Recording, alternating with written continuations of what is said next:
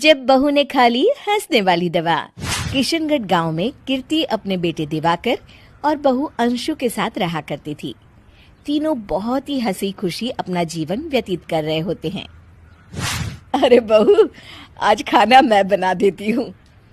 नहीं माँ जी, आप क्यों तकलीफ कर रही हैं? आप आराम कीजिए, खाना मैं ही बनाऊंगी। कितनी अच्छी बहू मिली है मुझे। भगवान ऐसी बहू सबको दे। सब कुछ ठीक चल रहा होता है कि एक दिन गलती से अंशु हंसने वाली दवा खा लेती है। बस उस दिन से सब कुछ बदल जाता है। अरे बहू, मेरे घुटनों में बहुत दर्द हो रहा है, जरा बाम तो दे दे। अरे बाम लगा कर क्या करोगी माँ जी? मैं पाँव दबा देती हूँ। अरे एक तो मुझे पाँव दर्द हो रहा है, ऊपर से तुम हंस रही हो। आई एम सॉरी माँ जी। अरे फिर से हंस रही है, जा तू मेरे कमरे से, मुझे तुझसे बात नहीं करनी। हे भगवान, ये क्या हो गया? अब माँ जी क्या सोचेगी? 2 दिन बाद कीर्ति घर में किटी पार्टी रखती है। उसकी सभी सहेलियां घर आने वाली होती हैं। अरे बहू, मेरी कुछ सहेलियां आज दोपहर को घर आने वाली है। आज कुछ खाने में अच्छा सा बनाना। सहेलियां? क्यों? मेरी सहेलियां नहीं हो सकती क्या? तुम फिर से हंस रही हो? नहीं माँ जी, मैं हंस नहीं रही हूँ। अरे फिर से हंस रही हो और बोल रही हो कि हंस नहीं रही। नहीं माँ जी, मैं तो तुम जाओ मेरे सामने से और किचन का काम कर लो, जाओ।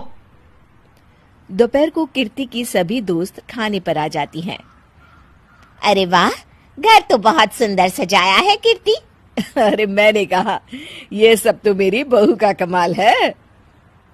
अरे वाह, बड़ी गुनी है तुम्हारी बहू तो। हाँ हाँ, खाना भी अच्छा बनाया है। हाँ, बहुत ही गुनी है। तो हमको नहीं मिलवाओगी क्या, या छुपा कर रखोगी अपनी हीरे जैसी बहू को? अरे नहीं नहीं, अभी बुलाती हूँ। अंशु, ओ अंशु, बहू रानी। अंशु बाहर आती है। जी माँ जी। बहू, ये सब मेरी सहेलियां हैं, मिलो सबसे। नमस्ते आंटी। नमस्ते बेटा, बहू तो बहुत अच्छी मिली है तुमको, किस्मत वाली हो तुम। किस्मत वाली? अरे क्या हुआ?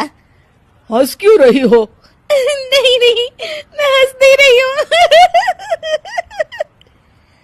तभी अचानक सांची के हाथ से चम्मच छूट जाता है और उसका कुर्ता गंदा हो जाता है। अंशु फिर से हंसने लगती है।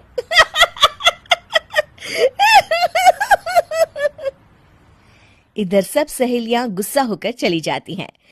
कीर्ति भी नाराज होकर अपने कमरे में चली जाती है। हे भगवान, ये मैंने क्या कर डाला? इस तरह से तो माँ जी और उनकी सहेलियां नाराज हो गई। अगले दिन, बहू, ओ बहू, किधर हो? जी माँ जी। जल्दी से मेरे साथ चलो। पड़ोस वाले शर्मा जी की हार्ट अटैक से मौत हो गई है, उनके घर बैठक के लिए जाना है। अंशु तैयार होकर आ जाती है। थोड़ी देर में दोनों शर्मा जी के घर पहुंच जाती हैं। वहां पर सब रो रहे होते हैं। कीर्ति शर्मा जी की बीवी के पास बैठकर उन्हें सांत्वना देने लगती है।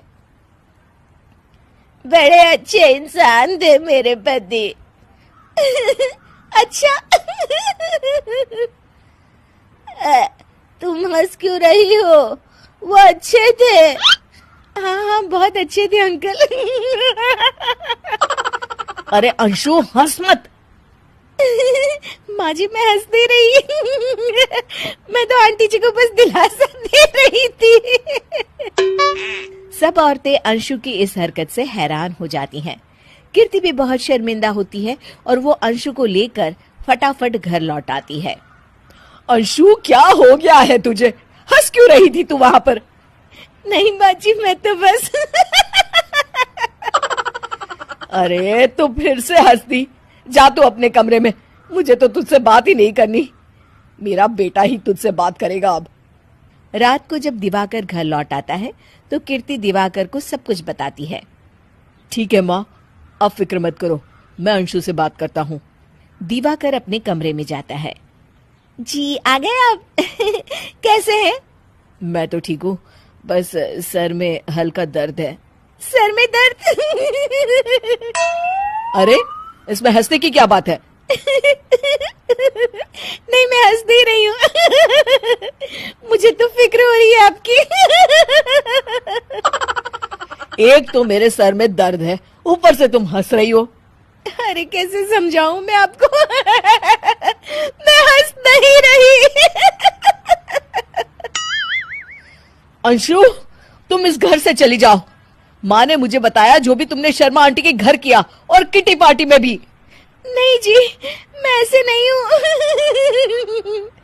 तो अभी क्या हुआ था? क्यों हंस रही थी तुम? रुकिए, मैं आपको सब कुछ बताती हूँ। बताती हूँ आपको सब कुछ। अंशु डायरी में लिखकर दिवाकर को पढ़ने देती है। कुछ दिनों पहले मैंने गलती से हंसने वाली दवा पी ली थी, जिसकी वजह से ये सब हो रहा है। इसका असर कुछ दिन और रहेगा। अरे तो तुमने ये सब पहले क्यों नहीं बताया अंशु? वो मैंने माँ जी को बताने की बहुत कोशिश की, मगर उन्होंने सुना ही नहीं। अरे ठीक है, मगर वादा करो जब तक दवाई का असर ठीक नहीं हो जाता तुम घर से बाहर नहीं जाओगी। नहीं जाऊंगी, और हंसूंगी तो बिल्कुल नहीं। लो, तुम तो फिर से हंस दी।